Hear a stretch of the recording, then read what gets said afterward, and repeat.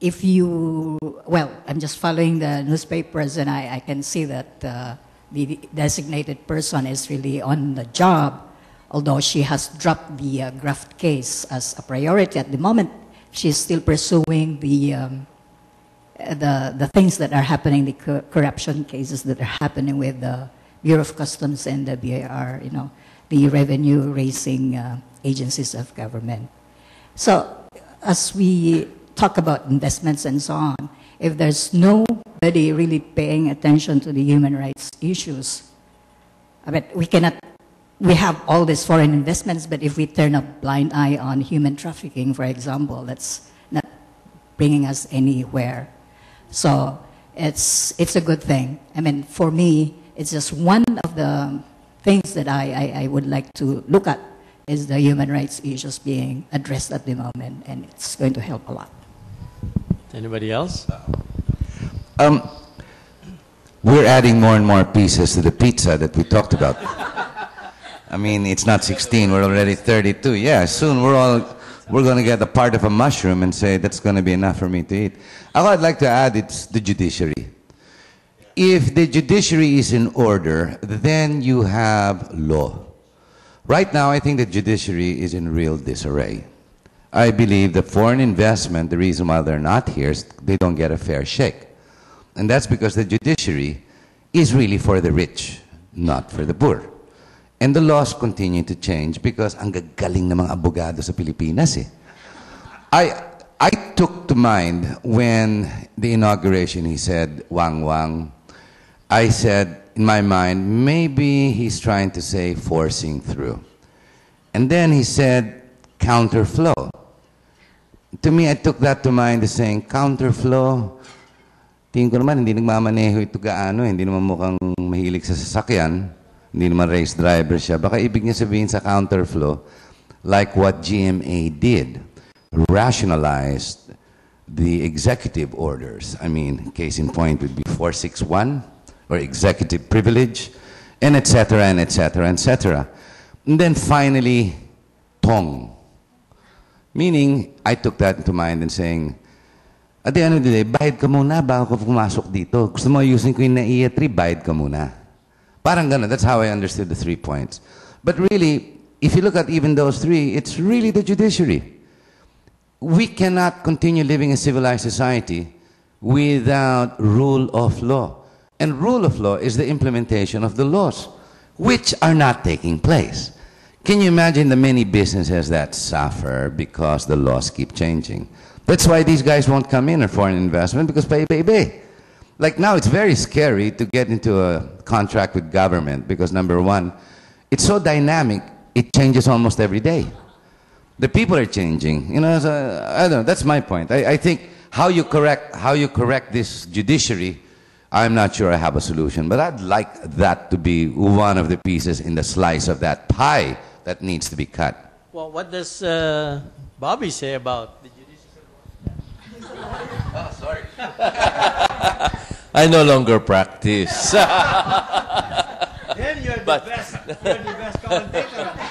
Well, let me say that for sure there are the hoodlums in robes. But I would like to think that they are the minority. There are many, many upright, honest judges. Many. And the sad part about it is when you have one rotten egg, immediately, of course, it spoils the whole basket of fruits. But we do need a lot of improvement. The sad thing is that the judiciary has been politicized. And unlike I used to recall years ago where if there were justices, even judges, who would refuse to see the lawyer if that lawyer had a case before them in a sala. I mean, it wasn't even ever imagined that the judge would entertain or the justice would entertain the lawyer because of the perception that maybe he's gonna try to lobby for his case. So it was always let's see each other in court. You argue your case, present your evidence, your pleadings, and we judge it accordingly.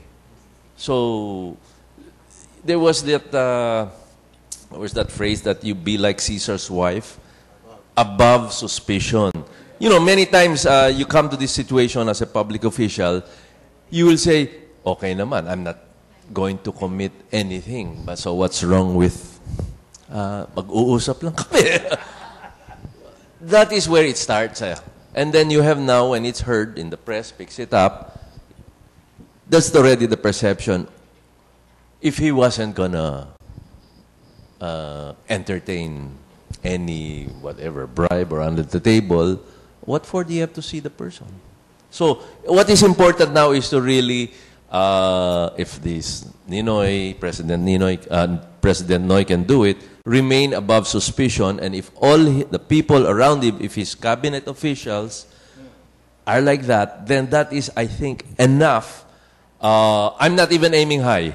I mean, you get that, I think, then there's a good example and everything follows. Just doable.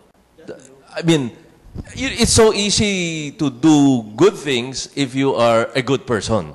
So, everything will fall into place if you are a morally upright, righteous, honest leader. That's simple lang eh. Yun lang, okay na. All of this pizza and how to cut it, it will follow. It will be cut properly because you're honest. You now have your conscience, what should be done. You'll cut it properly. I agree with you. The problem is, you said the assumption was we are basically honest. Problem is we're not. I think that's the problem. I think last month when I was invited here, we were discussing the issue of what we call national identity. Ideally, the leader should be all alluring, or what you get, aspirational, with a specific direction, so much so that we can be proud of our flag, to identify who and what the Filipino is. The character that requires the people to become a good nation. Wag muna great, but a good nation. We seem to fail every step of the way. We seem to violate almost every deed in everything that we do. We go to church, and right when we get out, we want to hit the guy next door in the parking lot. You know, that sort of thing. We understand and realize piracy, but continue to violate by doing the same thing and involving ourselves in it. The law, ako naman sa judiciary, the reason I put that forward is, I think maybe it's a system wherein the judge is given much too much absolute power, rather than a precedent of the law or a specific. You know, what happens is, when you go and you're put in front of the court and the judge, the absolute rule of the judge that's hearing it can be personal. You don't feel you're given a fair shake. Ganun nangyari dito eh. So again, I go back, our inability to act accordingly, simply because we have no idea of who we are. Are we Spanish? Are we going to talk Japanese? Do we want to be Americans or now Chinese? We're not sure, and yet we're made out of every characteristic when it comes to the blood, because we're the melting pot of all of that. Problem is, the identity was left behind. Meantime, we're multiplying into a force that's going to be, you know, mega, so to speak. We are going to be a force, if only we could harness that force. But before we harness that, we got to feed it. I think no less that the Philippines is God's paradise to the people of the world. I shouldn't say that, the camera's on. Baka pumunta sila sa Pilipinas eh.